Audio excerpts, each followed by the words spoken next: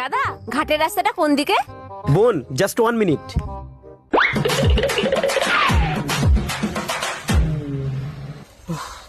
মা, এটা আমার বোন।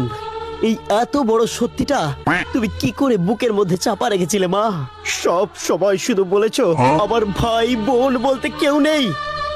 আজ আমি আমার বোনকে খুঁজে পেয়েছি মা। বোন, তুই দাদা বলে না ডাকলে আজ হয়তো আমি জানতেই পারতাম না আমার এমন সুন্দর ফুটফুটে একটা বোন রয়েছে। মা, তুমি আমার সাথে বেইমানি করলে কেন বলো? কেন কেন কেন?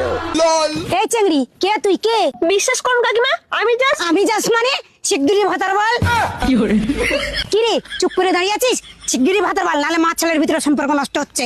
ভাতার, ঘাটের রাস্তাটা কোথায়?